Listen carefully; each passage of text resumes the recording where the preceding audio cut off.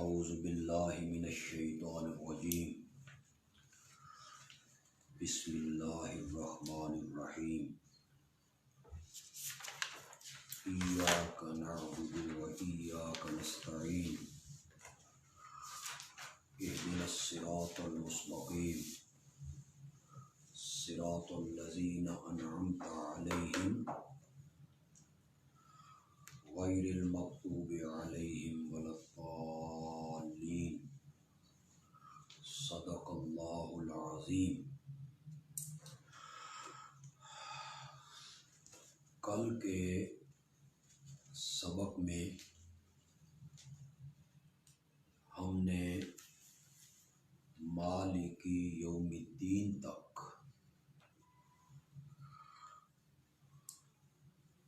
इन आयतों की मुख्तसर सी तफसीर पढ़ ली है। इय्याका नअबुदु व इय्याका नस्तईन, ये पूरे कुरान का मरकज़ी मकाम है और पूरे कुरान का ये दावा है। मैंने कल अर्ज़ किया था कि अल्लामा इब्ने कसीर रहमतुल्लाह अलैह ने अक्सर उलमा से ये नकल की है, अल-फातिहा तो सिर्रुल कुरान व सिर्रुहा हाज़िहिल कलिमा इय्याका नअबुदु व इय्याका नस्तईन, कि सूरत फातिहा सारे कुरान का निचोड़ है और फिर फातिहा का खुलासा इस आयत में बयान हुआ, इय्याका नअबुदु व इय्याका नस्तईन। अरबी ग्रामर में इबारत की जो तरतीब है वो इस तरह है कि पहले फेल होता है, फिर फाइल होता है और सबसे आखिर में मफूल होता है। यानी काम फेल, उस काम को करने वाला यानी फाइल, और जिसके लिए वो काम किया गया यानी मफूल। लेकिन यहाँ अल्लाह ने इस तरतीब को बदल दिया है। इय्याका मफूल है, इसकी जगह बनती थी सबसे आखिर में, लेकिन इसे सबसे पहले लेके आए। नाबुदु ये फेल फाइल है, इसकी जगह बनती थी पहले, लेकिन इसे बाद में ले आए। तो नाहव के जो उलमा हैं वो कहते हैं कि अगर इस तरह कलाम को बदल दिया जाए तो ये हसर का फ़ायदा देता है, और हसर का माना हम ही के साथ करेंगे। इय्याका नअबुदु, हम तेरी ही इबादत करते हैं, व इय्याका नस्तईन, और हम तुझसे मदद मांगते हैं।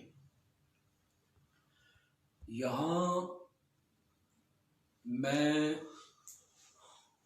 मुख्तसर तौर पर इबादत का जो मफहूम है वो आप हजरात के सामने बयान करना चाहूँगा।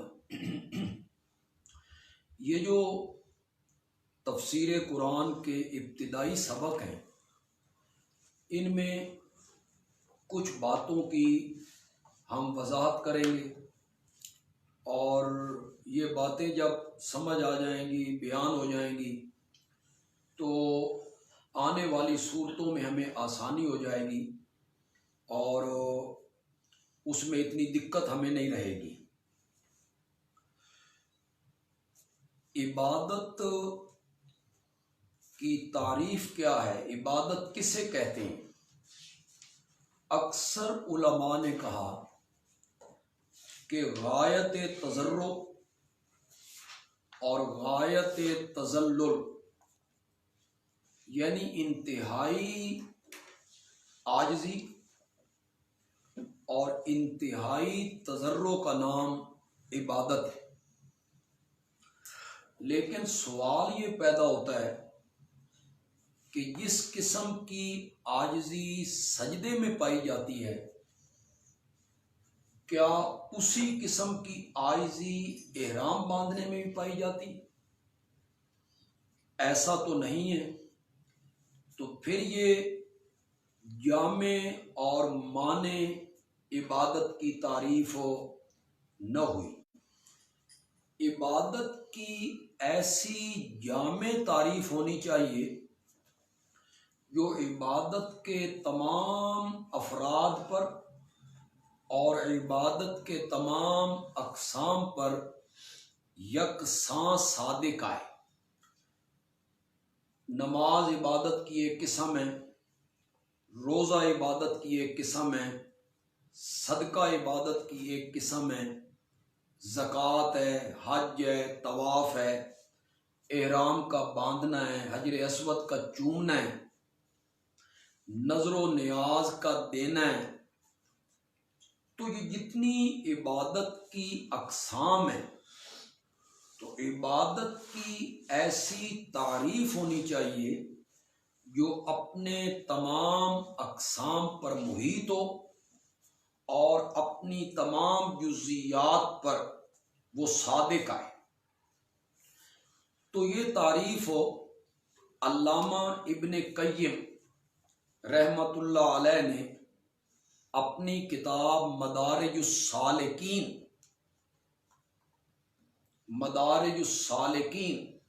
सफ़ा 40 है और जिल्द पहली है।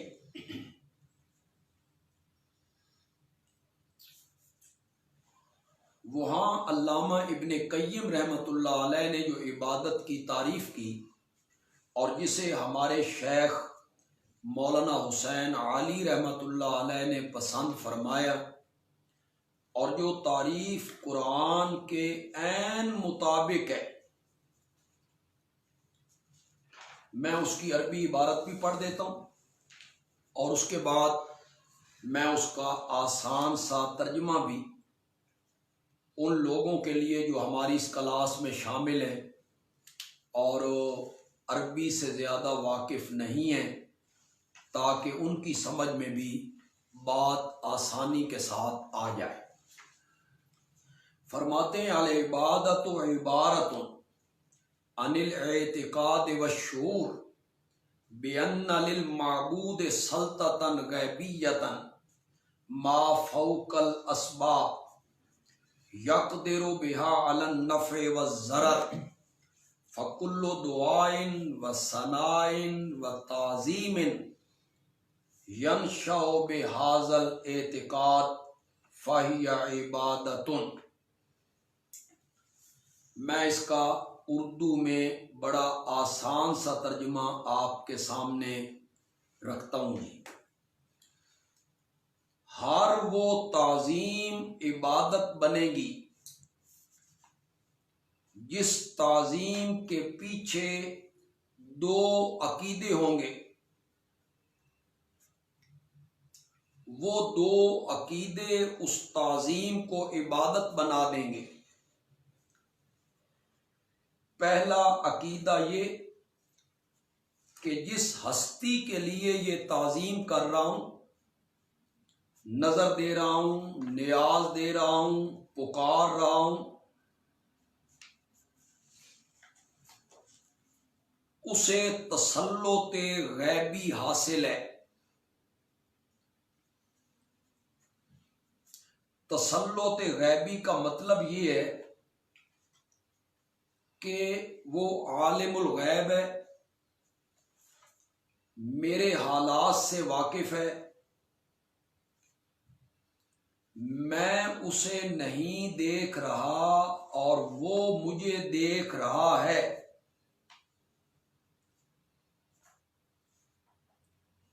ये एक सिफ्त है जी, एक नजरिया है। और दूसरा नजरिया कि वो नफा और नुकसान पहुंचाने पर कादिर है, यानी मुख्तार कुल है, मुतसर्रिफ है।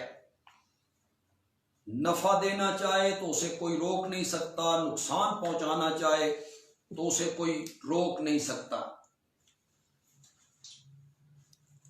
ये दो अकीदे ज़हन में रखकर जब भी आप कोई ताज़ीम करेंगे तो ये दो अकीदे उस ताज़ीम को इबादत बना देंगे।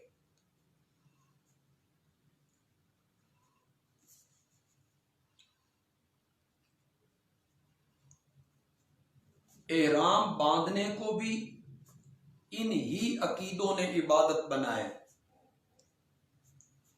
हजर अस्वद के चूमने को इन ही नजरियों ने इबादत बनाया।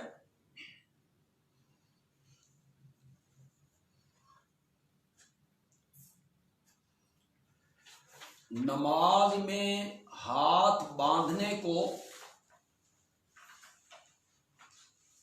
इन्हीं अकीदों ने हाथ बांधने को इबादत बना दी है, जिसे हम क़याम कहते हैं। मैं बड़े आसान तरीके से आपको समझा देता हूं। एक शख्स अपने वालिद साहब के सामने या अपनी वालिदा मोहतरमा के सामने हाथ बांध के खड़ा हो गया तो ये हाथ बांधना इबादत नहीं बनेगा।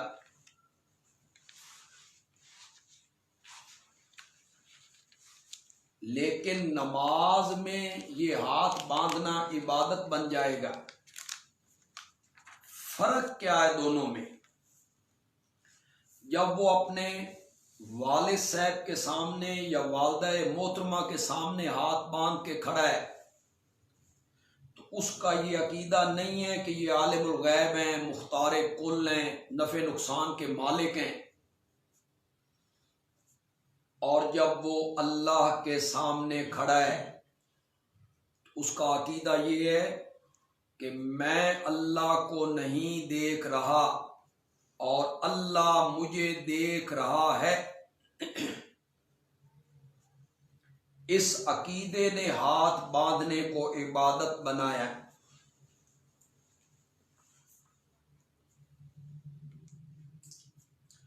जो लोग जुमे की नमाज खत्म हो जाने के बाद सुन्नतें और नवाफिल पढ़ने के बाद एक मर्तबा फिर सलाम पढ़ने के लिए खड़े होते हैं और हाथ बांध के खड़े होते हैं, उनका अकीदा ये होता है कि नबी अकरम सल्लल्लाहु अलैहि वसल्लम हमें देख रहे हैं, हम उन्हें नहीं देख रहे और वो हमें देख रहे हैं। मेरे भाई, इसी अकीदे ने तो खड़े होने को और हाथ बांधने को इबादत बनाया था। अल्लाह के सामने बांध लिए तो अल्लाह की इबादत हो गई और नबी अकरम सल्लल्लाहु अलैहि वसल्लम के सामने बांध लिए तो ये हाथ बांधना उनकी इबादत हो गई।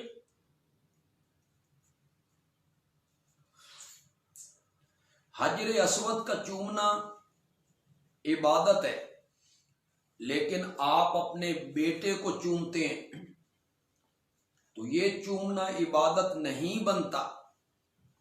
तो मालूम हुआ सिर्फ चूमने का नाम इबादत नहीं है, एक नजरिया उसको इबादत बनाता है। जब आपने अपने बेटे को चूमा तो आपके ज़हन में ये कोई नजरिया नहीं था कि ये मुख्तार कुल है या नफा नुकसान मेरा इसके हाथ में है।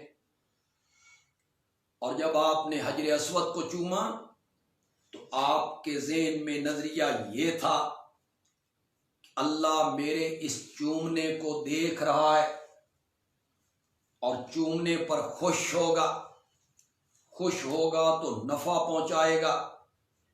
इस नजरिए ने हजर अस्वद के चूमने को इबादत बनाया। इस नजरिए से अगर किसी मिज़ार को, किसी कब्र को या मिज़ार की सीढ़ियों को कोई शख्स चूमता है कि साहिबे कब्र मुझे देख रहा है और मैं उसकी कब्र को चूम रहा हूं तो वो इस पर खुश होगा, तो ये चूमना उस साहिबे कब्र की इबादत बनेगा। मैं इस पर कितनी मिसालें पेश करता चला जाऊं। रोजा इसकी एक मिसाल है, अत्तहियात में बैठना इसकी एक मिसाल है। तो इबादत की तारीफ क्या हुई आज आप समझ लें, आइंदा हम बार बार इसको जिक्र नहीं करेंगे। दो नजरिए ज़हन में रखकर जब आप कोई काम करेंगे, कोई ताजीम करेंगे, तो वो दो नजरिए उस ताजीम को इबादत बनाएंगे। एक नजरिया ये कि जिसके लिए ताजीम कर रहा हूं उसे तसल्लुत गैबी हासिल है, वो आलिमुल गैब है, मेरे हालात से वाकिफ है। और दूसरा नजरिया ये कि वो मुख्तार कुल है, नफा नुकसान पहुंचाने पर कादिर है। ये दो नजरिए आप रखेंगे। इन दो नजरियों ने हाथ बांधने को इबादत बना दिया। इन दो नजरियों ने एहराम बांधने को इबादत बना दिया। इन दो अकीदों ने सफा मरवा के दरमियान दौड़ने को इबादत बना दिया। शैतान को कंकरियां मारने को इबादत बना दिया।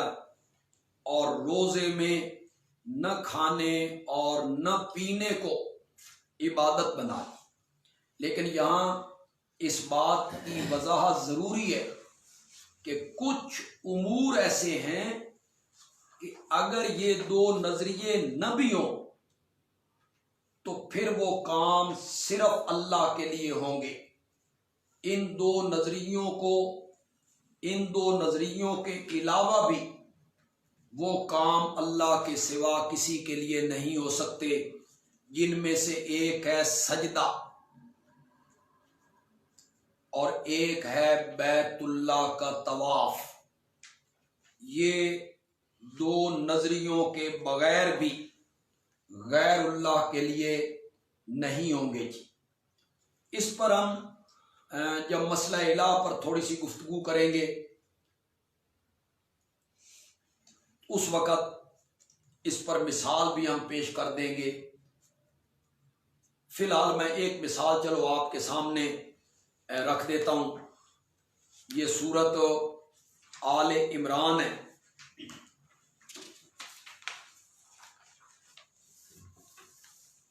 जहां जहां भी हजरात आबाब हमारे भाई बहनें बेटियां इस क्लास में शरीक हैं, तो मैंने अर्ज किया था कि वो कुरान का एक नुस्खा अपने पास रखें,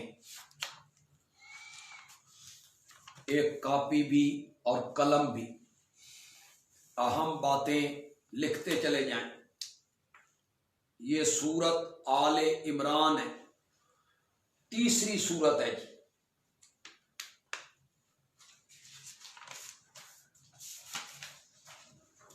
इसको शुरू किया औज़ु बिल्लाहि मिनश शैतानिर रजीम, अलिफ लाम मीम, अल्लाहु ला इलाहा इल्ला हुवल हय्युल कय्यूम। ये है जी दावा, दावे सूरत। अल्लाह के सिवा कोई इलाह नहीं। उस पर पहली अकली दलील दी, अल हय्युल कय्यूम, सिर्फ वही इलाह है, इसलिए कि वही ऐसा जिंदा है जिस पर कभी मौत नहीं आएगी, और वो खुद भी कायम है और कायनात की हर चीज को कायम रखे हुए है। उसके बाद दलील वही पेश की, उसके बाद दलील नकली पेश की। अब जरा नीचे आ जाइए जी, सूरत आले इमरान की आयत नंबर 5 है जी। इन्नल्लाह ला यख्फा अलैहि शैउन फिल अर्ज़ि वला फिस समा। यकीनन अल्लाह पर जमीनों आसमान की कोई चीज पोशीदा नहीं है। ये सिफ्त आ गई जी इल्मे गैब की, कि अल्लाह आलिमुल गैब है और जमीनों आसमान की कोई चीज उस पर मख्फी नहीं। वल्लज़ी युसव्विरुकुम फिल अरहाम कैफ यशा, वही है जो तुम्हारी तस्वीरें बनाता है मां के पेटों में जिस तरह चाहता है। ये दूसरी सिफ्त आ गई जी, मुख्तार कुल होना, मालिक होना। ये दो सिफ्तें जिक्र करने के बाद अल्लाह ने नतीजा निकाला, ला इलाहा इल्लाहु, कि अगर ये दो सिफ्तें मेरी हैं, आलिमुल गैब भी मैं हूं और मुख्तार कुल भी मैं हूं, तो फिर मेरे सिवा इबादत के लायक कोई नहीं। तो ये अल्लामा इब्ने कय्यिम रहमतुल्लाह अलैह की जो इबादत की तारीफ है, जिसे हमारे शेख ने पसंद किया, कुरान की 20 आयतें इस पर गवाह हैं जी। इय्याका नअबुदु व इय्याका नस्तईन, ये वाव तफसीरिया है जी।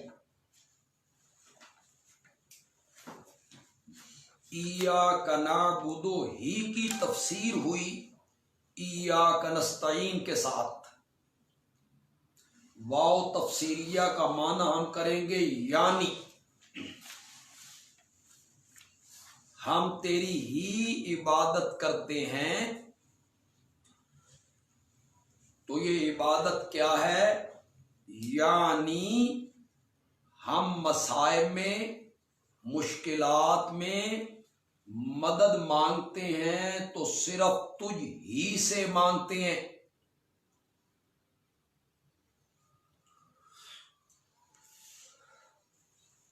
ये इस्तिआनत मा फौकल असबाब है, मा तहतल असबाब नहीं। मा तहतल असबाब हम एक दूसरे से मदद मांगते रहते हैं, मुझे पानी पिला दे, ये बोझ मेरी गाड़ी पे रख दे।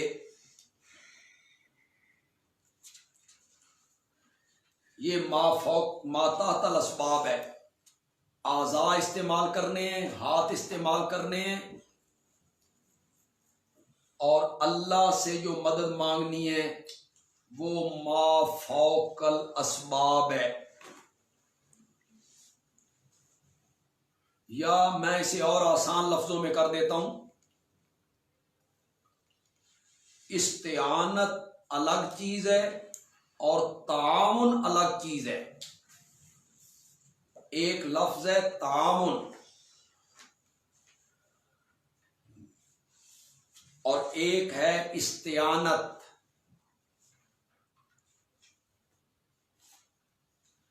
तामुन जो होता है ये दो तरफा होता है।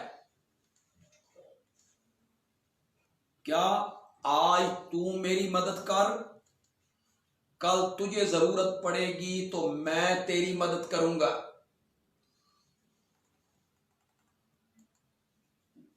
कुरान ने कहा तावनु अलल बिर्रि वत तकवा, नेकी के कामों पर एक दूसरे से ताउन करो।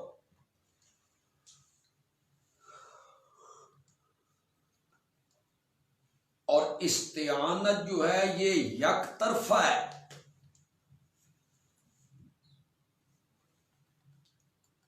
अलियाज़ु बिल्ला, इसका ये मतलब नहीं कि या अल्लाह तू आज मेरी मदद कर, कल अयाज़न बिल्ला तुझे भी जरूरत पड़ सकती है, बल्कि ये यक तरफा है। अल्लाह ही ने मदद करनी है अपने बंदे की।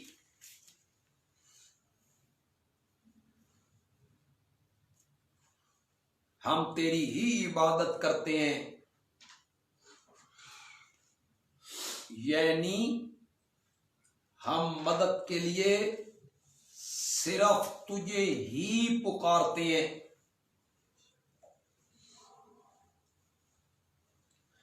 इहदिनस सिरातल मुस्तकीम,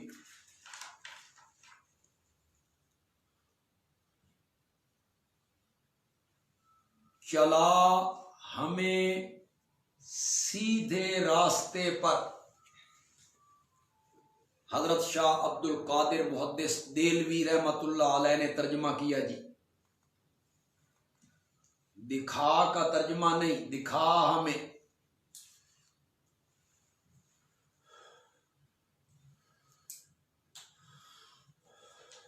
इससे पहले भी कूलू माजूफ होगा, यानी ए लोगो तुम कहो इहदिनस सिरातल मुस्तकीम।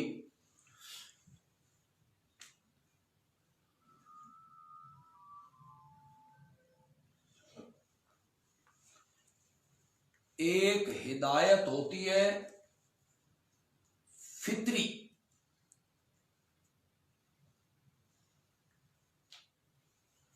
बगैर तालीम के हर चीज की फितरत में रख दी गई।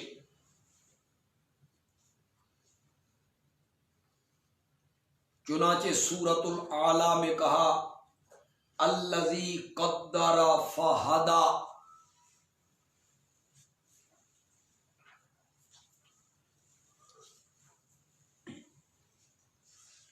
सूरत ताहा के दूसरे रुकू में कहा व आता कुल्ल शय्इन खल्क़हू सुम्मा हदा, हर चीज को तख्लीक किया फिर उसे राह दिखाई। हर चीज को, तो इससे मुराद क्या है? फितरती हिदायत। जैसे मैंने कल अर्ज किया था, चूजों के फितरत में ये रख देना कि खतरा महसूस हो तो मां के परों के नीचे आओ।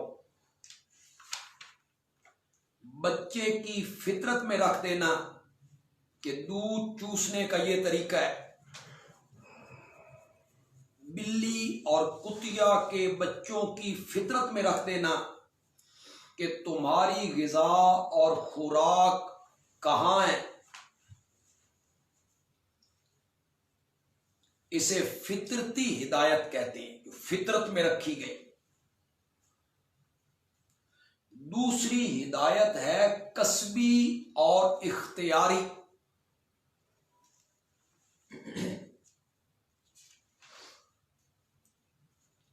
जो अंबिया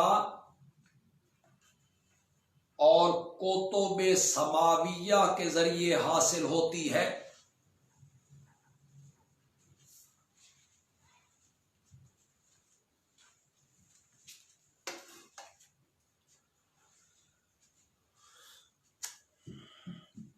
वो कसबी है, उसे लेना पड़ता है।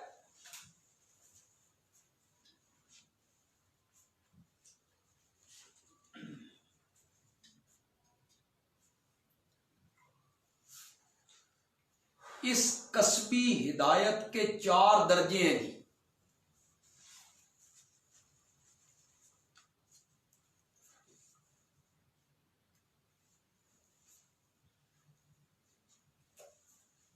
पहला दर्जा है इनाबत।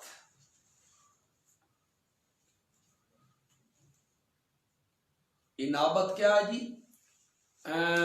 रुजू इल्लाह, जिसे आप कहें तलब,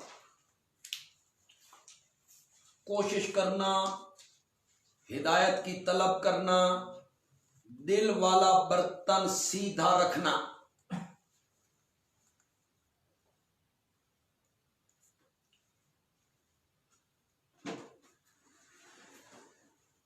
और दूसरा दर्जा है हिदायत।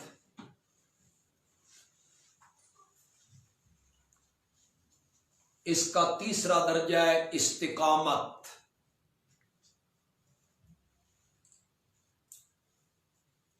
और चौथा दर्जा है रब्ते कल्ब।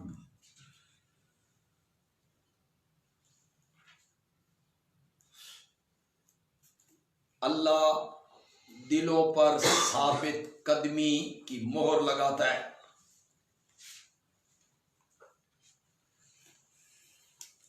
इन चारों दर्जों को एक जगह पे बयान किया, बस हम इख्तिसार के साथ देखेंगे। आप सूरत काफ में इसको पढ़ेंगे इंशाअल्लाह।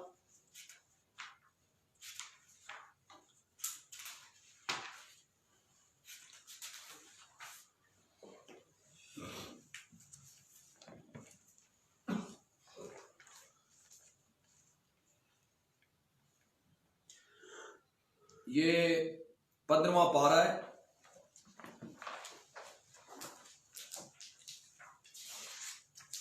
और 15वें पारे का 13वां रुकू है, 14वां रुकू है, 13वां रुकू यहां खत्म हो रहा है और 14वां रुकू शुरू हो रहा है।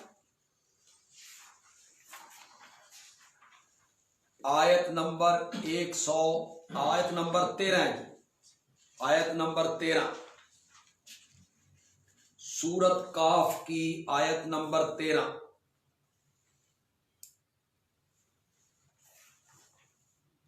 असहाबे काफ, उनका अल्लाह जिक्र करने लगे हैं जी। इन्नहुम फितियतुन आमनू बिरब्बिहिम, बेशक वो चंद नौजवान थे जो ईमान लाए अपने रब पर। इसमें 2 दर्जे आ गए जी, इनाबत, हिदायत।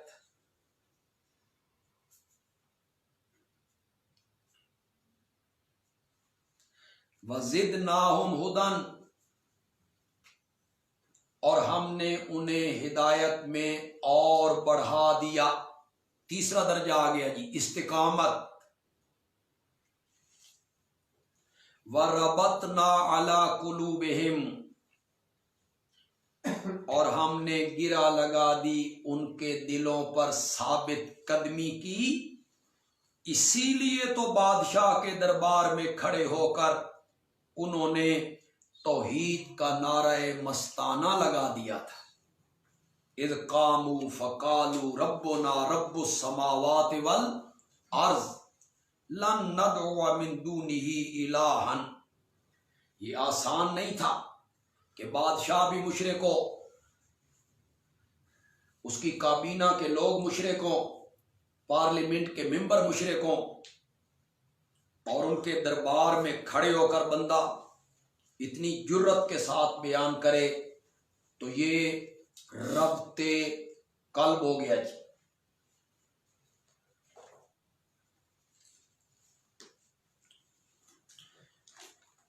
यहां जो हजरत शाह अब्दुल कादिर रहमतुल्लाह अलैह ने माना किया, वो बिल्कुल फिट माना किया, चला हमें।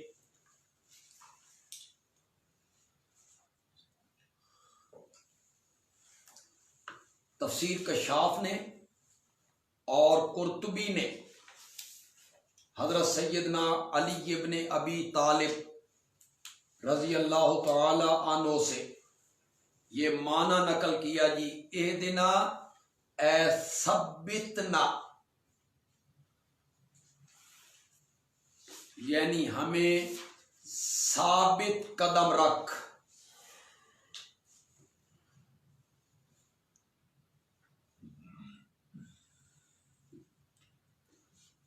सिराते मुस्तकीम तो ये आदमी देख चुका है, इसीलिए तो वो शुरू में कहता आ रहा है अल्हम्दुलिल्लाह रब्बिल आलमीन अर्रहमान अर्रहीम मालिकी यौमिद्दीन इय्याका नअबुदु व इय्याका नस्तईन। अगर इसने सिराते मुस्तकीम नहीं देखा था तो ये क्यों इकरार कर रहा है अल्लाह की सिफात का, उसकी माबूदियत का, उसके मुस्तान होने का। तो यहां सिराते मुस्तकीम पर चलने की नहीं, साबित कदम रहने की दुआ है।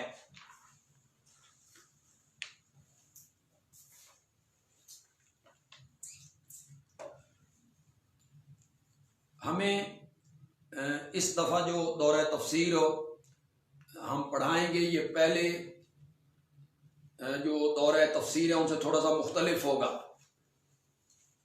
कि पहले हमारे सामने तालिब इल्म हुआ करते थे, उलमा हुआ करते थे, और अब हमारे पढ़ने वालों में जो ऑनलाइन पढ़ रहे हैं उनमें अक्सरियत उन लोगों की होगी जो ग्रामर नहीं जानते, सरफ नहीं जानते, नाहव नहीं जानते, और उन्होंने फ़िक़्ह की, उसूल तफसीर की किताबें नहीं पढ़ी।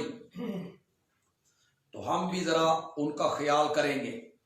कल्लिमिन नास अला कद्रे उकूलिहिम।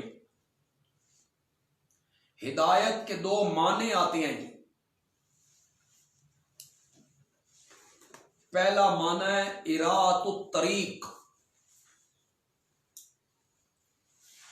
रास्ता दिखाना। इसे फारसी में कहते हैं राह नमूदन, रास्ता दिखाना। और हिदायत का एक माना आता है ईसाल इलल मतलूब, ईसाल इलल मतलूब। फारसी में कहते हैं ब मंजर रसानीदन, मंज़ले मकसूद तक पहुंचाना।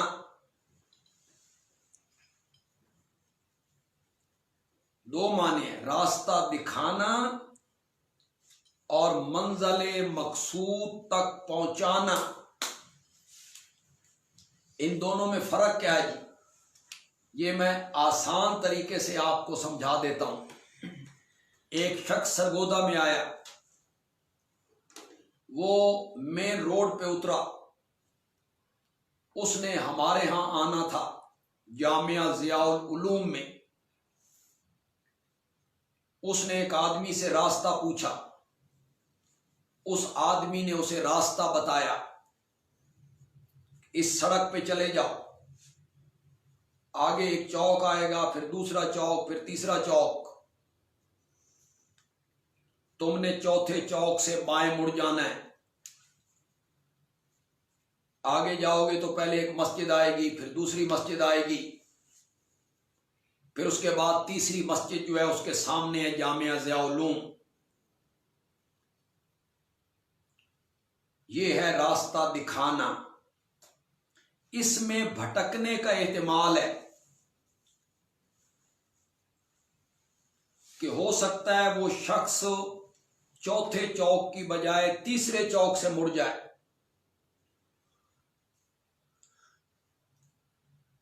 जो गली उसे बताई गई उसके बजाय वो किसी और गली से मुड़ जाए।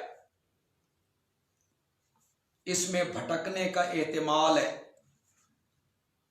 और दूसरा माना क्या है जी? मंज़िल मकसूद तक पहुंचाना। कि जब उस आदमी ने जामिया ज़ियाउल उलूम का पूछा तो जिस शख्स से पूछा वो शरीफ आदमी था, अच्छा आदमी था। उसने कहा ये मुअज़्ज़ज़ आदमी है, मुसाफिर है, कहाँ भटकता फिरेगा। उसने उसे मोटरसाइकिल पे अपने पीछे बिठाया और जामिया ज़ियाउल उलूम के गेट पे लाया और कहा ये है जामिया ज़ियाउल उलूम, ये है ईसाल इलल मतलूब।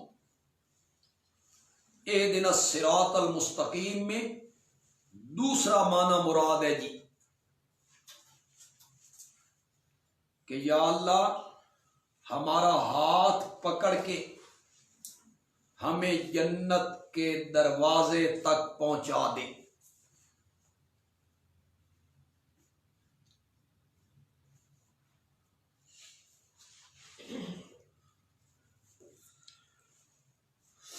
हमारे हजरत मौलाना हुसैन आली रहमतुल्लाह अलैह ने अस्सिरात का अलिफ लाम आहद खारजी का बनाया जी।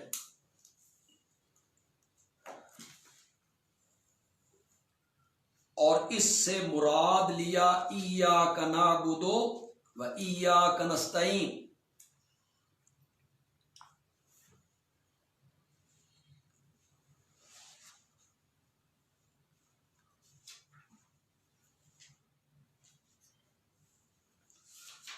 तो माना यूं किया, हम तेरी ही इबादत करते हैं और हम तुझ ही से मदद मांगते हैं। या अल्लाह ये तेरी ही इबादत करना और तुझ ही से मदद मांगना इसी रास्ते पर मरते टाइम तक पक्का रख।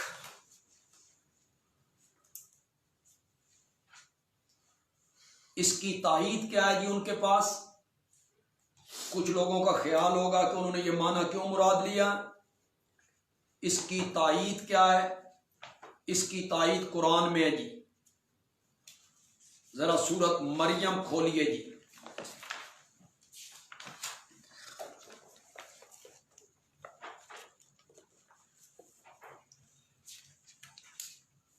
ये सूरत मरियम का दूसरा रुकू है और 16वें पारे का 5वां रुकू है।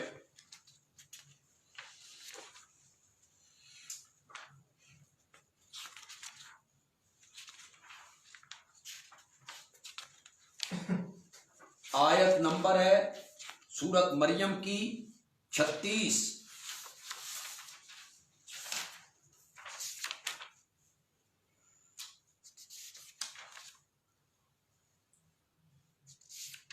हजरत ईसा अलैहिस्सलाम मां की गोद में तकरीर फरमा रहे हैं जिसे कुरान ने नकल किया। व इन्नल्लाह रब्बी व रब्बुकुम फाबुदूहो, बेशक अल्लाह जो मेरा भी रब है और तुम्हारा भी रब है, फाबुदूहो उसकी इबादत करो, हाजा सिरातुम मुस्तकीम यही है रास्ता सीधा। ये मैंने ताईद इसलिए दिखाई, कई अहबाब हमारे दौरे तफसीर में ऐसे शरीक होंगे जिनका हमारे मसलक से ताल्लुक नहीं होगा और वो एतराज़ बराए एतराज़ के लिए कुछ बातें करेंगे। तो मैंने जिक्र किया कि मौलाना हुसैन अली के इस माने की ताईद कुरान में मौजूद है कि अल्लाह ही की इबादत करने को सिरात मुस्तकीम कहा गया है जी। एक और जगह भी मैं आपको दिखा देता हूं जी। ये सूरत यासीन है जी।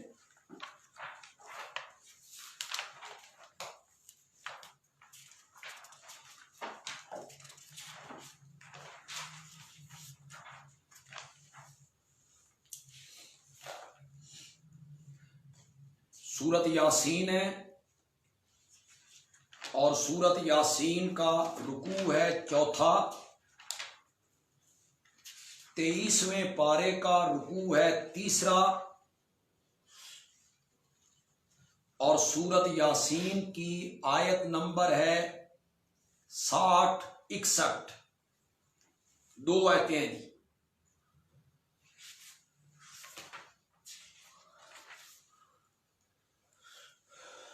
क़यामत के दिन अल्लाह लोगों से कह रहे हैं, अलम अहद इलैकुम या बनी आदम, ए आदम की औलाद, क्या मैंने तुम्हें दुनिया में ये हुक्म नहीं भेजा था, अल्लाह ताबुदुश शैतान, के शैतान की पूजा पाठ न करो। अंबिया के जरिए, किताबों के जरिए तुम्हें ये हुक्म हमने भेजा कि शैतान की इबादत न करो। इन्नहु लकुम अदुव्वुम मुबीन, यकीनन वो तुम्हारा खुल्लम खुल्ला दुश्मन है। व अनेबुदूनी, और सिर्फ मेरी इबादत करो। हाजा सिरातुम मुस्तकीम, ये है रास्ता सीधा। तो सिर्फ अपनी इबादत को सिराते मुस्तकीम अल्लाह ने करार दिया जी। इससे कोई इनकार नहीं है कि सिराते मुस्तकीम से मुराद पूरा दीन इस्लाम है जी। दीन इस्लाम के सारे अहकाम,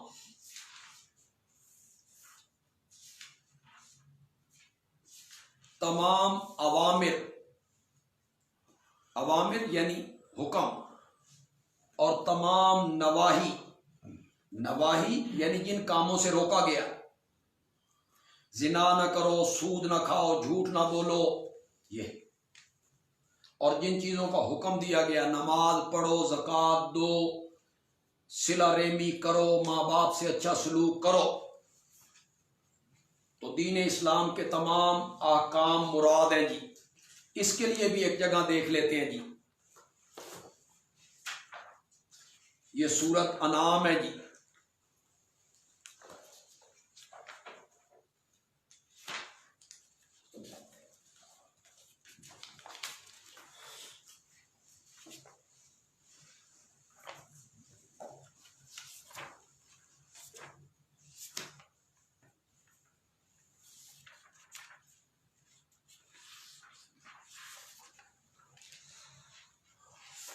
कहाँ जी, वन्ना हाजा सिराती मुस्तकीमा,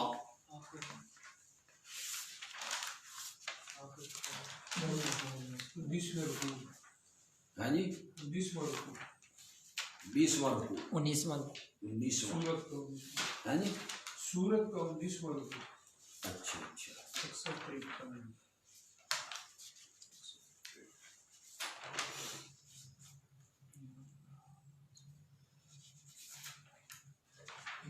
है।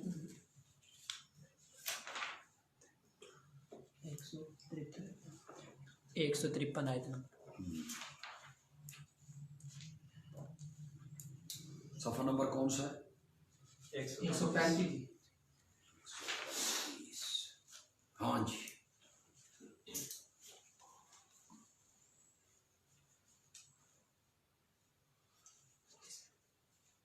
एक 151 से, यानी सूरत अनाम की आयत नंबर 151, 8वें पारे का छठा रुकू है जी, और सूरत अनाम का 19वां रुकू है जी। वहां अल्लाह ने कई चीजों को जिक्र किया जी। शिर्क ना करो, माँ बाप के साथ अच्छा सलूक करो, भूख के डर की वजह से औलाद को कत्ल न करो, बेहयाई के काम जो जाहिर और पोशीदा हो उनके करीब न जाओ, किसी को नाहक कत्ल न करो, यतीम का माल न खाओ, पूरा तोलो और पूरा मापो, जब बात करो तो इंसाफ की करो, अल्लाह के अहद और वादों को पूरा करो, ये सारी चीजें जिक्र करने के बाद आयत नंबर 153 में जाके कहा व अन्ना हाजा सिराती मुस्तकीमा, बेशक ये है मेरा रास्ता सीधा, फत्तबिऊहो, इसकी पैरवी करो।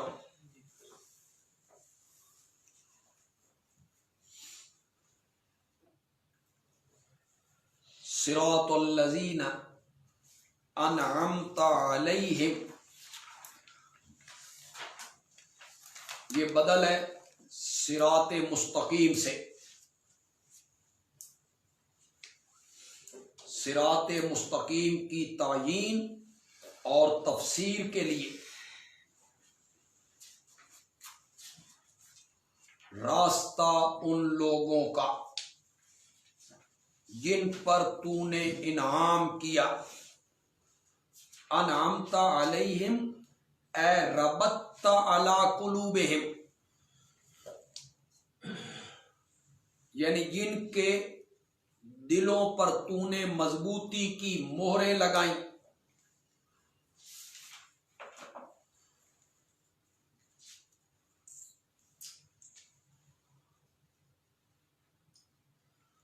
ये अनअमता अलैहिम कौन है? कुरान ने दूसरी जगह पे इसकी वजाहत की जी। सूरत निसा है जी, उसकी आयत नंबर है 69।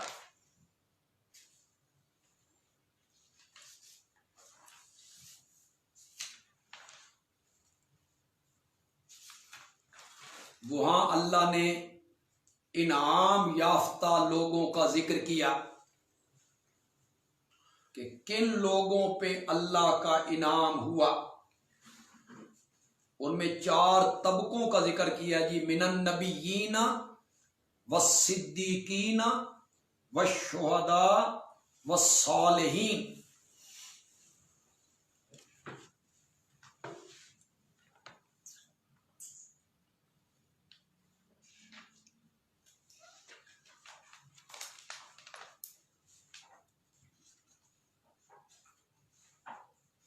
तो सिराते मुस्तकीम उन लोगों का रास्ता है जिन पे अल्लाह का इनाम हुआ। तो हमें उन लोगों के रास्ते पर चला, यानी जो रास्ता अंबिया वाला है, सिद्दीकीन वाला है, शुहदा वाला है, और जो रास्ता सालिहीन वाला है। गैरिल मग़ज़ूबि अलैहिम, गैर बमाना ला,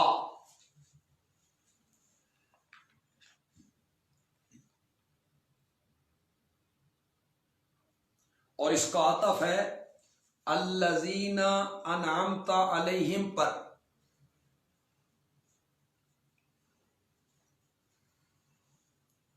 मकसूद 3 जमातों को अलग अलग जिक्र करना है।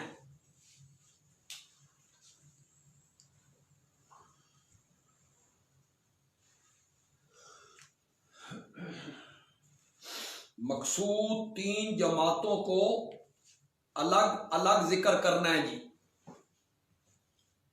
एक जमात अनामता अलैहिम,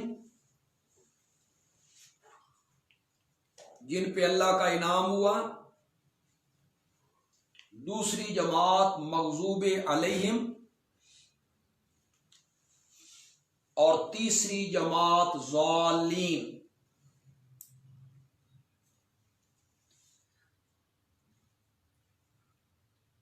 कुछ लोगों ने गैर मग़ज़ूबे अलैहिम को अल्लज़ीना अनअमता अलैहिम की सिफ्त करार दिया जी।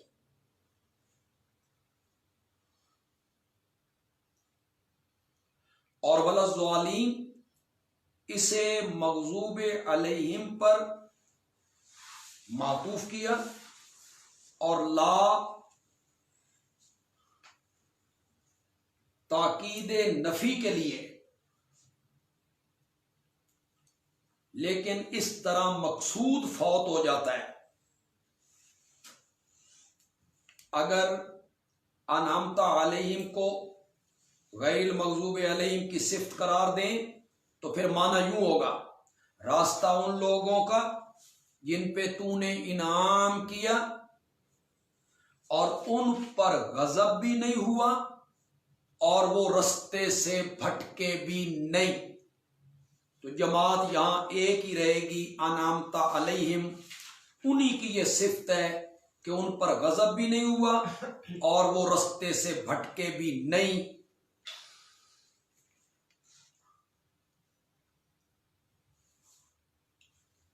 तो जो मैंने पहले माना किया वही मकसूद है। तीन जमातों को अलग अलग जिक्र करना मकसूद है।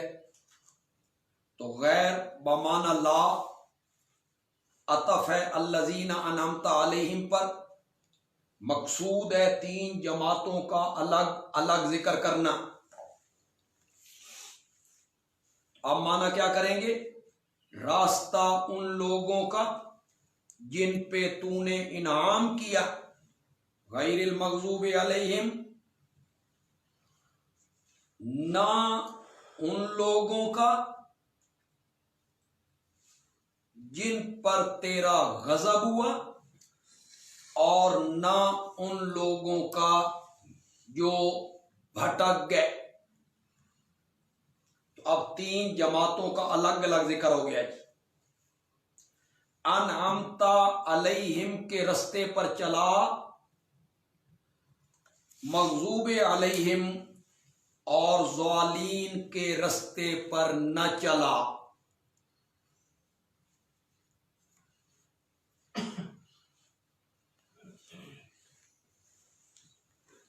सवाल यहां यह पैदा हुआ कि मगजूब अलैहिम को अलग जिक्र किया और ज़ालीन को अलग जिक्र किया, ऐसा ऐसा क्यों किया?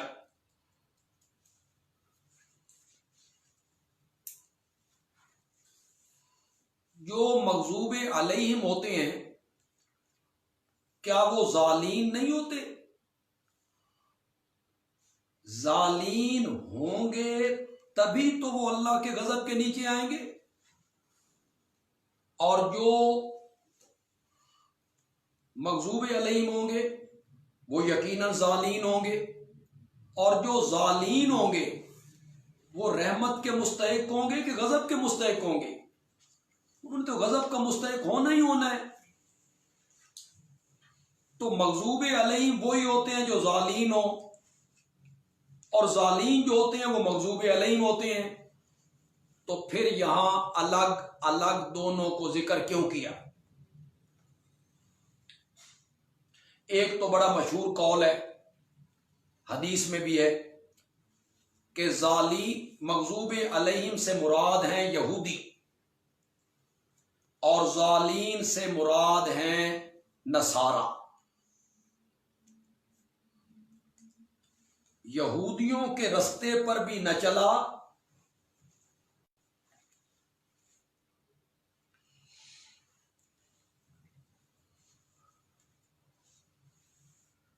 और ईसाइयों के रास्ते पर भी न चला।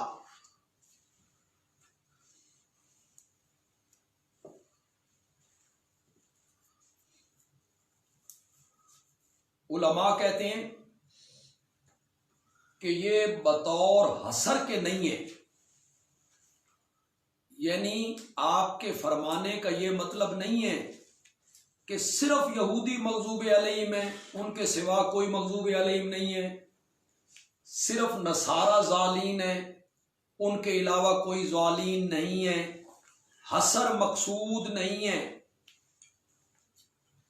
चूंकि आपके जमाने में ये दोनों तबके थे जो इफरात तफरीद का शिकार थे, तो आपने बतौर मिसाल जिक्र कर दिया कि मगजूब अलैहिम से मुराद यहूदी हैं और ज़ालीन से मुराद ईसाई हैं।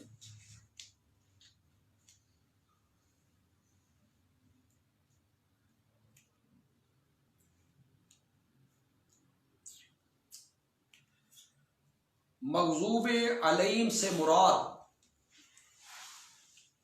वो काफिर हैं जो कुफर के इस दर्जे पर पहुंच गए कि अल्लाह ने उनके दिलों पर मोहरें लगा दी,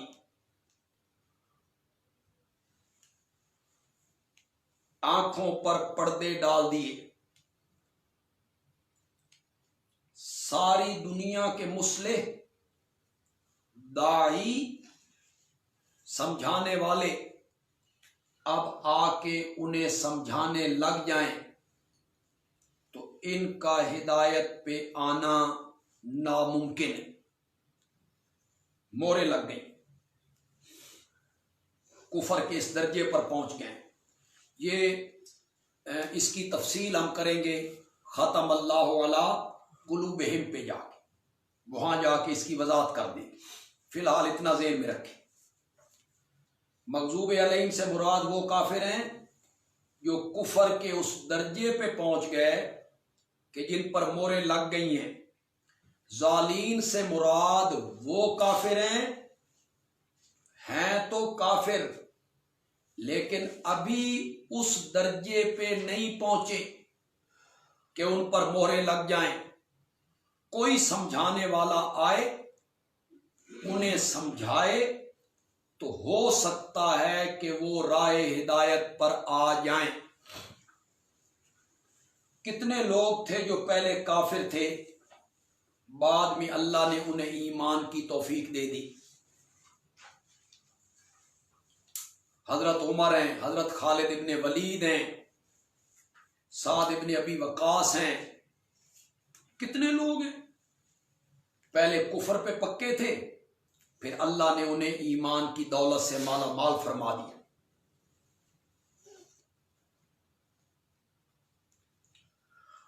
एक तीसरा फर्क भी है और वो कुरान के ऐन मुताबिक है। मग़ज़ूब अलैहिम से मुराद कुफ़ार हैं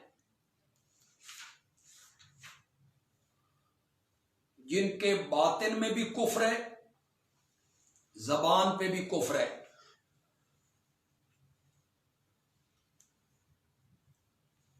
और जालीन से मुराद मुनाफिक हैं जिनके बातिन में कुफ्र है लेकिन वो जबान से कलमे का इकरार करते हैं।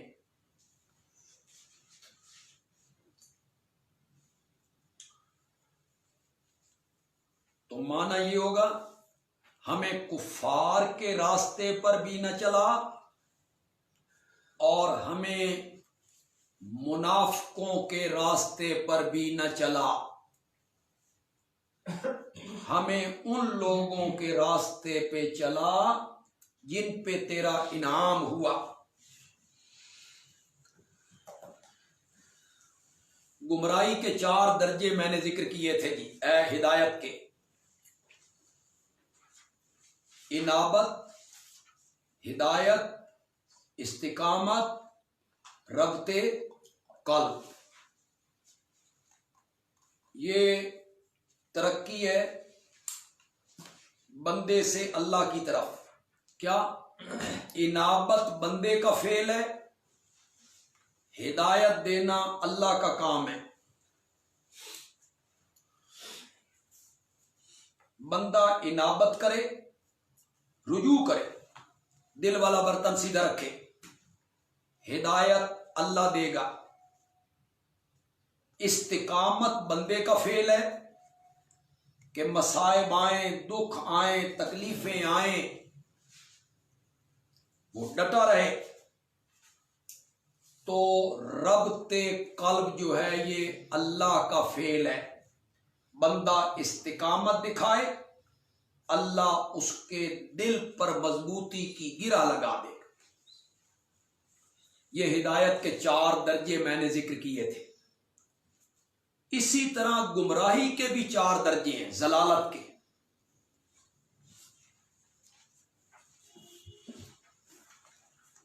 सबसे पहला दर्जा है शक, रैब।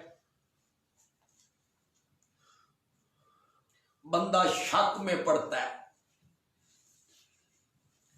दूसरा दर्जा है जलालत, शक में मुब्तला हुआ तो फिर गुमराह हुआ।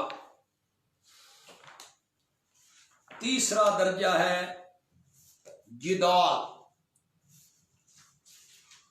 झगड़ना, मुनाजरे करना, मुजादले करना, मुबैसे करना।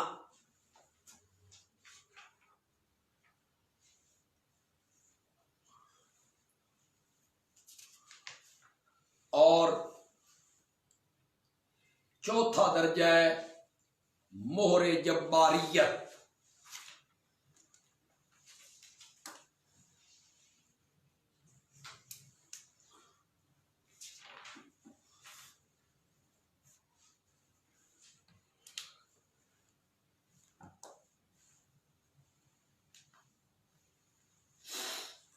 पहला दर्जा शक,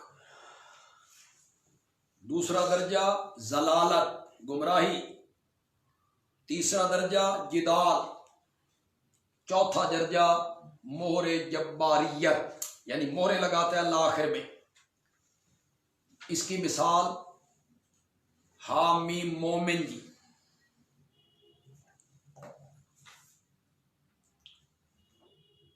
निकालिए 24वां पारा है, 24वें पारे का 9वां रुकू है।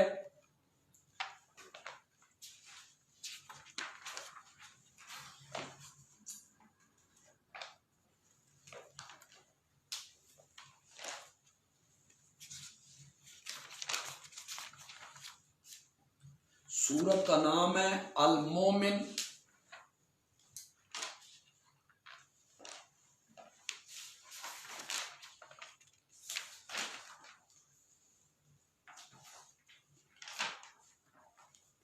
और आयत नंबर है 34।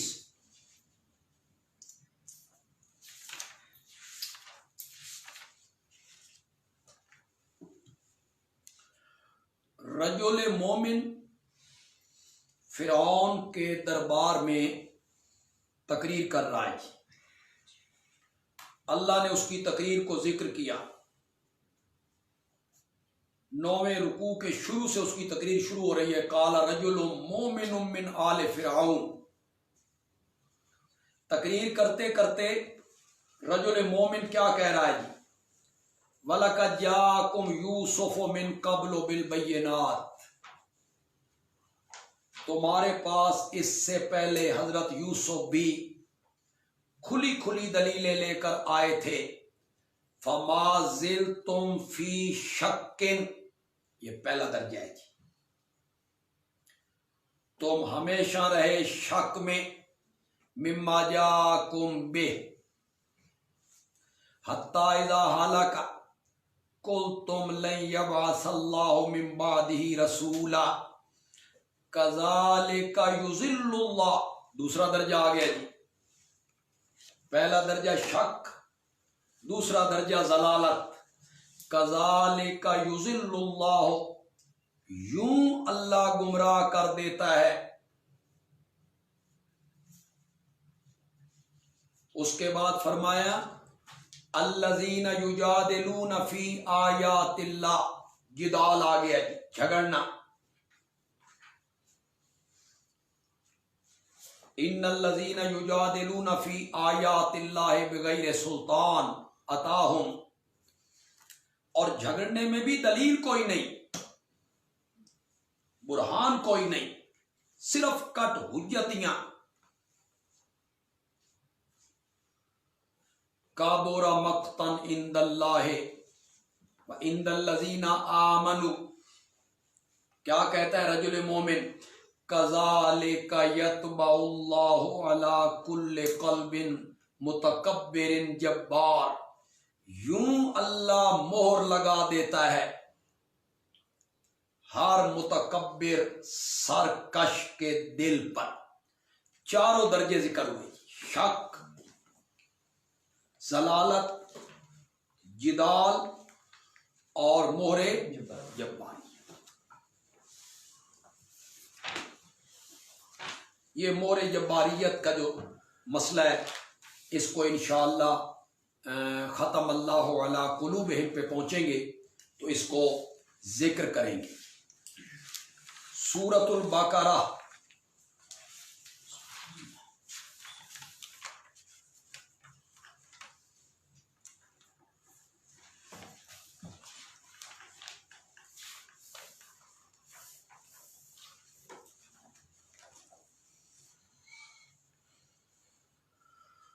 मैंने कल इस्तिलाहात में आपसे अर्ज किया कि मौलाना हुसैन अली रहमतुल्लाह अलैह का अंदाज़ तफसीर ये है कि हर सूरत अपने से पहली सूरत के साथ मरबूत है,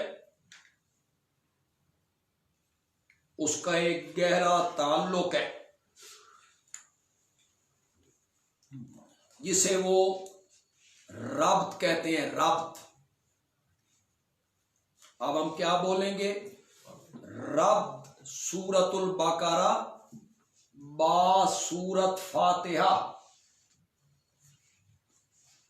यानी सूरतुल बकरा का सूरतुल फातिहा के साथ जोड़, ताल्लुक और रब्त।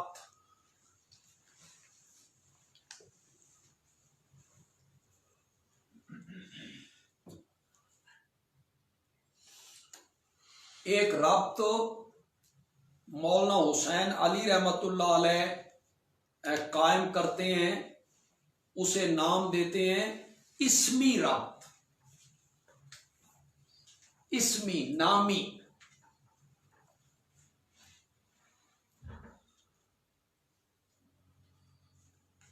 इस्मी रब्त, इसको आप इस्मी कह लें, नामी कह लें, यानी नाम के लिहाज से रब्त।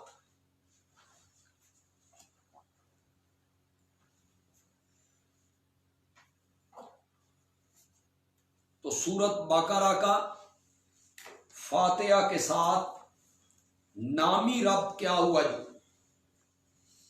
फातिहा में कहा इय्याका नअबुदु,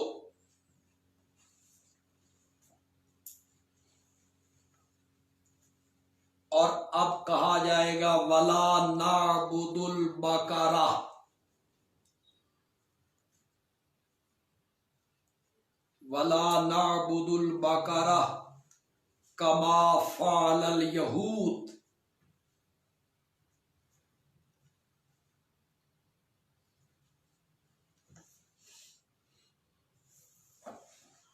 वला नअबुदु आल इमरान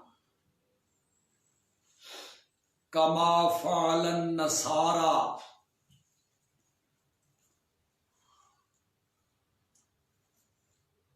वनवद्दी हुकूकन निसा।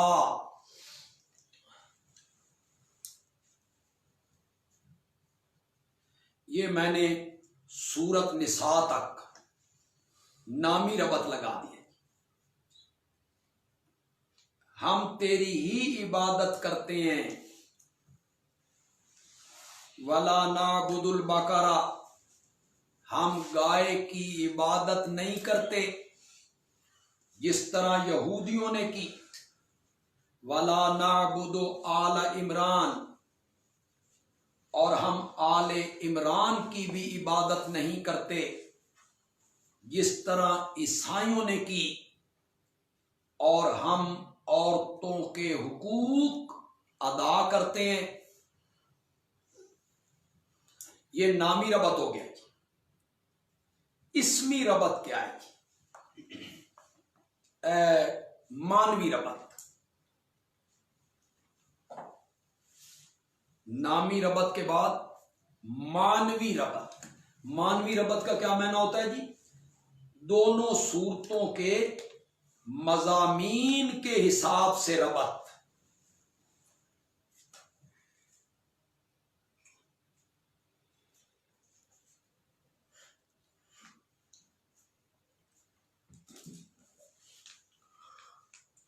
मानवी रबत क्या है जी? नंबर 1,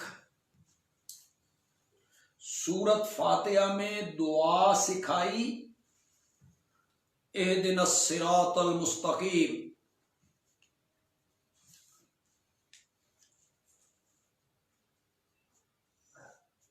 अब सूरत बकरा की इब्तिदा में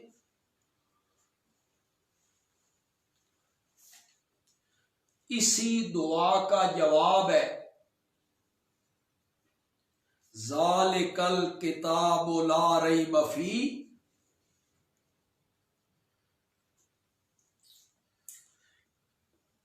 कि इसी किताब कुरान पे अमल करना सिराते मुस्तकीम है।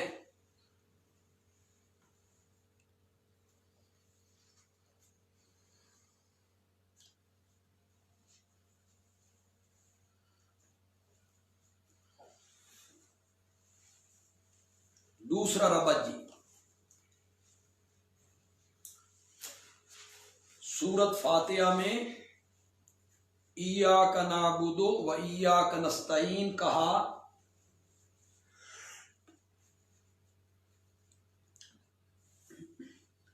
मगर इस पर दलाइल नहीं दिए।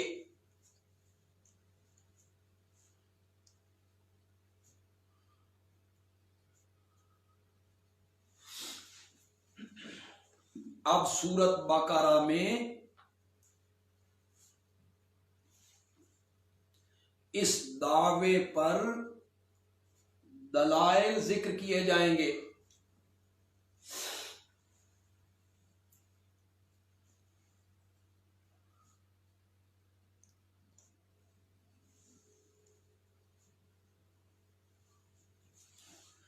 तीसरा रबत जी,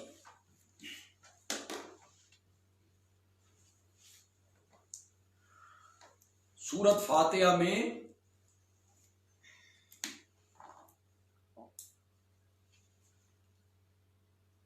तीन जमातों का जिक्र इजमालन था।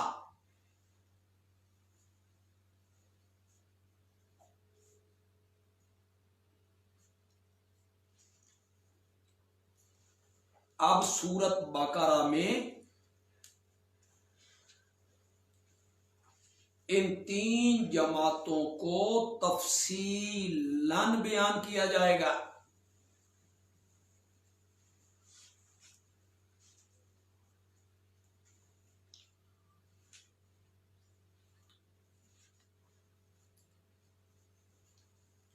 ये रब्त है जी। फिर एक दफा सुन लीजिए, अब मुख्तसर जरा जिक्र करूंगा। सूरत फातिहा में दुआ सिखाई, इहदिनस सिरातल मुस्तकीम। अब सूरत बकरा की इब्तिदा में कहा कि जो तुमने दुआ मांगी थी उसका जवाब आ गया, ज़ालिकल किताबु ला रैब फी, इस किताब पे अमल करना यही सिराते मुस्तकीम है। सूरत फातिहा में इय्याका नअबुदु कहा, दलाइल नहीं दिए। अब सूरत बकरा में इस दावे तौहीद पर दलाइल जिक्र होंगे। सूरत फातिहा में तीन जमातों का जिक्र इजमालन था। इजमालन का क्या मतलब? सिर्फ नाम लिए, अनअमत अलैहिम, मग़ज़ूब अलैहिम, ज़ालिम। तफसील नहीं जिक्र की। अनअमत अलैहिम की सिफात क्या है, मग़ज़ूब अलैहिम के करतूत क्या है, नहीं जिक्र किया। तो अब सूरत बकरा में इन तीन जमातों को तफसीलन जिक्र किया जाएगा। सूरत बकरा का खुलासा, इसको समझना बहुत जरूरी है जी। हर सूरत का जब हम खुलासा बयान करेंगे, उस खुलासे को सुनना, ज़हन में रखना, उसे दोहराना, ये इंतहाई जरूरी है जी।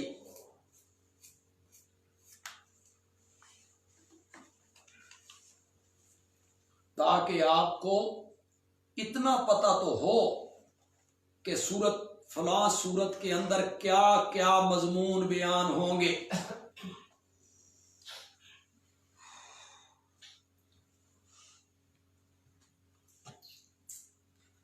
सूरत बकरा का खुलासा मज़ामीन के एतबार से सूरत दो हिस्सों में तकसीम है जी।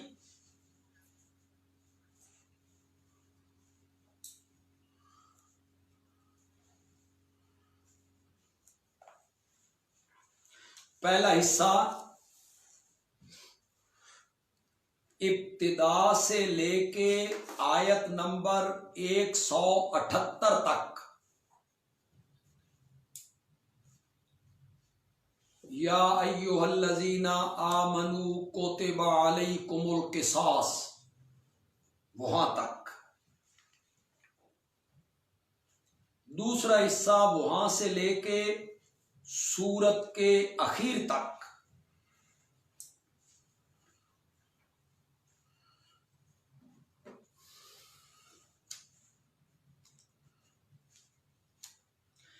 पहले हिस्से में दो मजमून होंगे जी।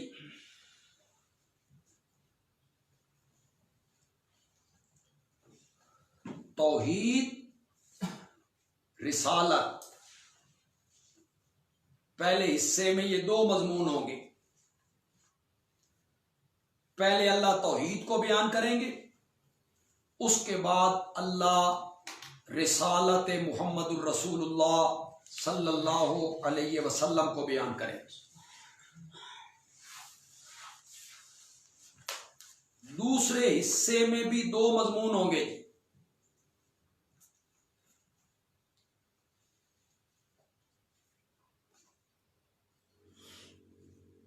जिहाद, जिहाद फी सबीलिल्लाह और इन्फाक फी सबीलिल्लाह। इन्फाक का माना है जी खर्च करना, खर्च करना, अल्लाह की राह में माल खर्च करना।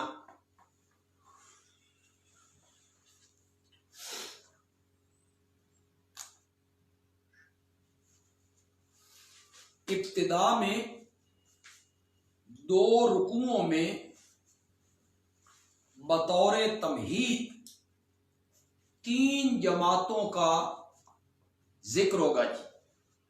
मगजूबे अनअमता अलैहिम, मगजूबे अलैहिम और ज़ालिम। पहले दो रुकुओं में बतौर तमहीद इन 3 जमातों को अल्लाह जिक्र करेंगे।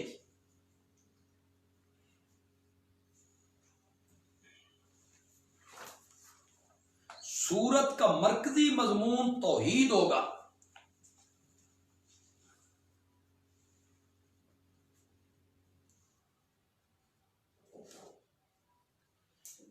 इसके लिए अल्लाह 4 अक्ली दलाइल देंगे जी।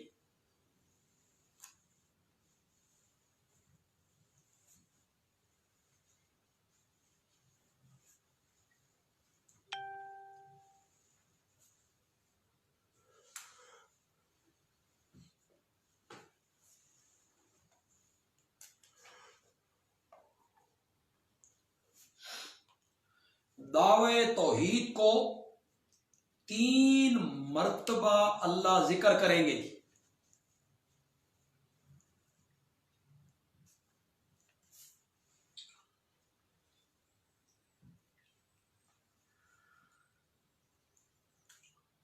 कहां कहां जी?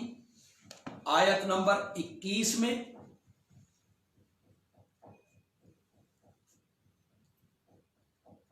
आयत नंबर 163 में,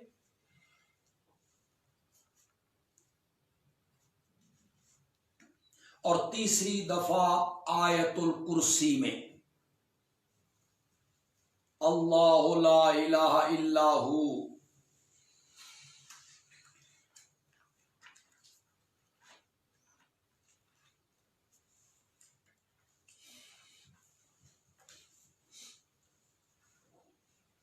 तीनों मर्तबा जब अल्लाह दावे को जिक्र करेंगे तो साथ ही अकली दलील देंगे।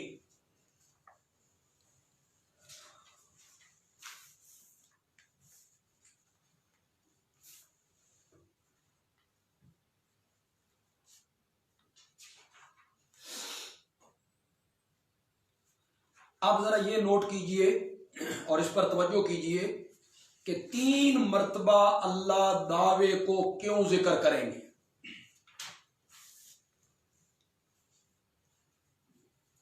और हर मर्तबा अल्लाह एक दलील अकली साथ देंगे। ऐसा क्यों करेंगे अल्लाह?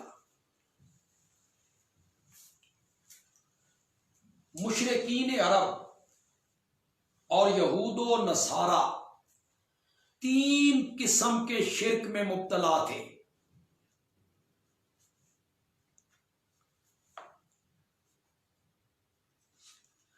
पहला शिर्क उनका यह था कि वो अंबिया को, औलिया को, मलाइका को आलिमुल गैब और मुख्तारे कुल समझकर पुकारते थे, उनसे मददें मांगा करते थे।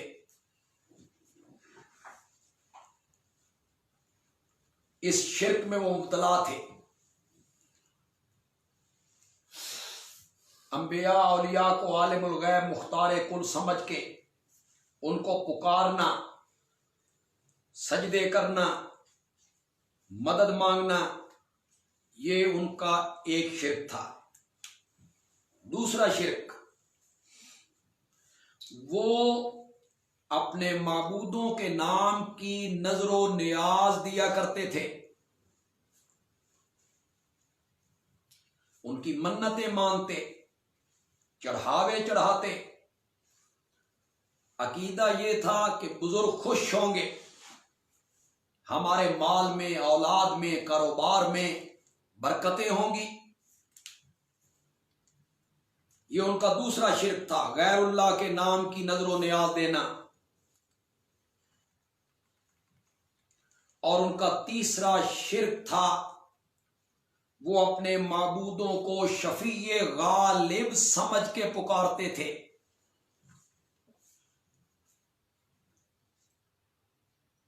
कि हमारे बुजुर्ग अल्लाह के प्यारे हैं, नेक हैं, इन्होंने नेकियां की हैं, अल्लाह इनकी बात को नहीं मोड़ता, ये अल्लाह से बात मनवा लेते हैं। ये 3 किस्म का शिर्क था जी मुशरिकीन अरब में। अल्लाह 3 मर्तबा दावे तौहीद को जिक्र करेंगे, साथ अल्लाह दलील देंगे, और मकसद होगा शिर्क की इन तीनों किस्मों का रद्द करना। जब पहली मर्तबा जिक्र करेंगे तो उस वक़्त रद्द करना मकसूद होगा, अल्लाह के सिवा आलिमुल गैब कोई नहीं, मुख्तार कुल कोई नहीं, लिहाजा किसी को मत पुकारो। दूसरी मर्तबा जब आयत नंबर 163 में जिक्र करेंगे इलाहुकुम इलाहुम वाहिद, तो मकसद ये होगा कि वो नजरो नियाज के लायक भी नहीं। और तीसरी मर्तबा जब आयतुल कुर्सी में जिक्र करेंगे तो मकसद उनके तीसरे शिरक का रद्द होगा, मन ज़ल्लज़ी यशफ़अ इंदहु इल्ला, उसके सामने शफीए गालिब कोई नहीं।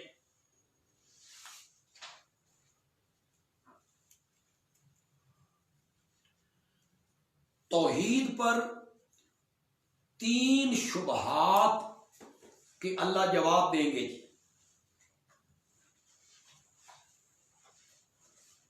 मसला तौहीद पर जो शुबहात थे मुशरिकीन के, उनका जवाब देंगे जी अल्लाह। रिसालत पर उनके 2 शुबे थे, उनका अल्लाह जवाब देंगे जी।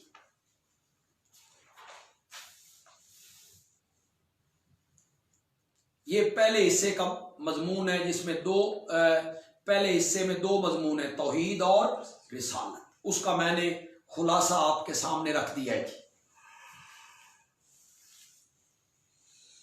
दूसरे हिस्से में जी क्या 2 मजमून हैं जी? जिहाद फी सबीलिल्लाह और इन्फाक फी सबीलिल्लाह।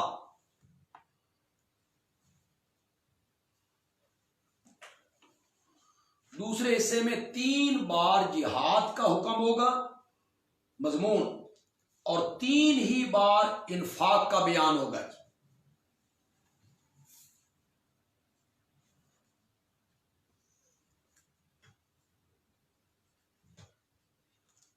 बस फर्क ये होगा कि पहली 2 मर्तबा अल्लाह जिहाद को ज्यादा बयान करेंगे, इन्फाक फी सबीलिल्लाह को कम बयान करेंगे, और आखिर में जाके अल्लाह इन्फाक फी सबीलिल्लाह को तफसीलन बयान करेंगे और जिहाद को अल्लाह बित्तबा बयान करेंगे।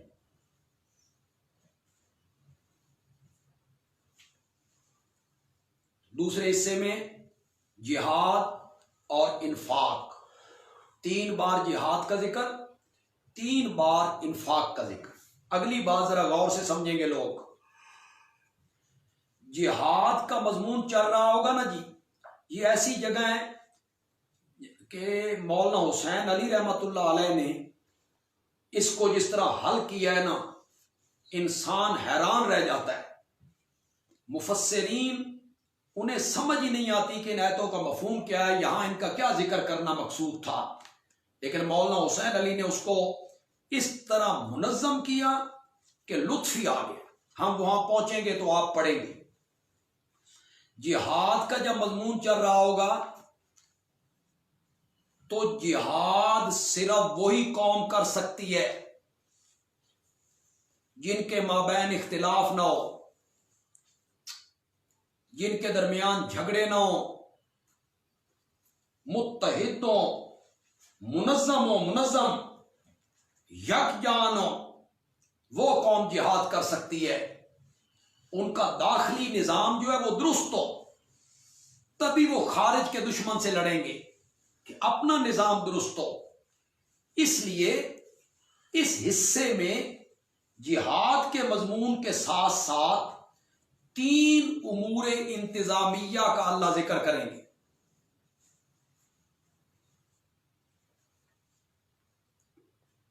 मैंने कल इस्तिलाहात में आपको बताया था उमूर इंतजामिया क्या होते हैं। निकाह, तलाक, इद्दत, बच्चे को दूध पिलाना, वरासत। अल्लाह सिर्फ 3 उमूर का जिक्र करेंगे। हमेशा बरादरियों के दरमियान झगड़े इन्हीं बातों पे होते हैं, वरासत पे, बच्चे को दूध पिलाने पे, तलाक के मसले पे, खुला के मसले पे, इसी पे झगड़े होते हैं। अल्लाह फरमाएंगे मेरे अहकाम पर अमल करो और मत झगड़ो। तो 3 उमूर इंतजामिया का जिक्र होगा जी।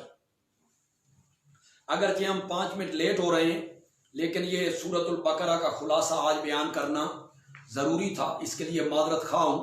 जो अब आप जहां जहां बैठ के सुन रहे हैं, पढ़ रहे हैं, वो जरा इसको ज़हन में रखेंगे। अगली बात सुनिए जी।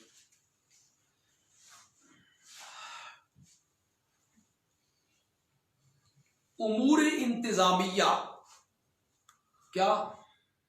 वरासत सही तकसीम करो, बच्चे को दूध पिलाने का हक किसको है, इद्दत किस तरह गुजारनी है, इस पर अमल पैरा तब हो सकता है बंदा जब उसका बातिन दुरुस्त हो, अल्लाह का डर आए, खशियत इलाही, खौफ, तकवा। डंडे के जोर से आप कोई काम करवाना चाहें, आप नहीं करवा सकते। ये बंदे वरासत तब सही करेंगे तकसीम जब उन्हें यह खौफ होगा कि मरने के बाद अल्लाह के पास जाना है और अल्लाह को जवाब देना है। तो उमूरे इंतजामिया की पाबंदी सिर्फ वही बंदा कर सकता है जिसका बातिन दुरुस्त हो। इसलिए अल्लाह उमूरे इंतजामिया के साथ साथ उमूरे मुस्लिह बयान करेंगे। 3 उमूरे मुस्लिह बयान होंगे जी, रोजा, हज, नमाज।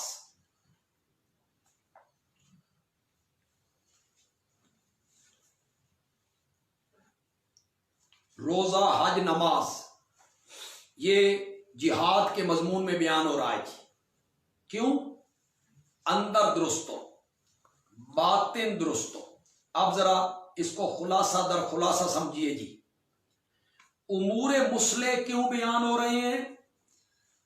ताकि बंदे का बातिन दुरुस्त हो, दिल में तकवा आए, अंदर बदले, खौफ खुदा पेश पैदा हो। ये काम क्यों करना चाहते हो? ताकि उमूरे इंतजामिया पर अमल करना आसान हो जाए। उमूरे इंतजामिया पे अमल क्यों करवाना चाहते हो?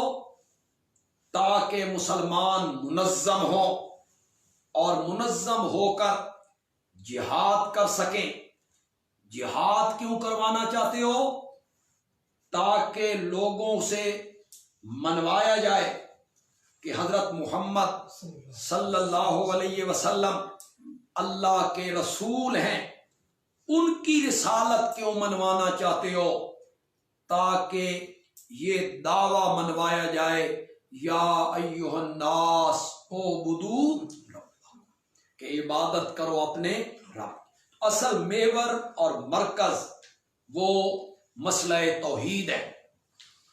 हर सूरत में तखवीफ, बशारत, शिकवा, तसल्ली, तंबी, जजर, ये हर सूरत में साथ साथ चलेंगे जी। ये हर सूरत का लाजम है और ये हर सूरत का खासा है जी। वमा अलैना इल्लल बलाग ठहरी। एक खुशखबरी है, कल से, कल के सबक से इंशाअल्लाह हमारा दौरे तफसीर यूट्यूब चैनल और इस चैनल का नाम है ज़ियाउल उलूम, इस पर भी लाइव नशर किया जाएगा जी। जो लोग यूट्यूब इस्तेमाल करते हैं, बाहर के ममालिक से उनका ताल्लुक है, तो वो हमारे इस चैनल को करें जी, लाइक करें। चैनल का नाम है ज़ियाउल उलूम। यूट्यूब चैनल पे कल वो इस दौरे तफसीर को देख सकेंगे, सुन सकेंगे और पढ़ सकेंगे।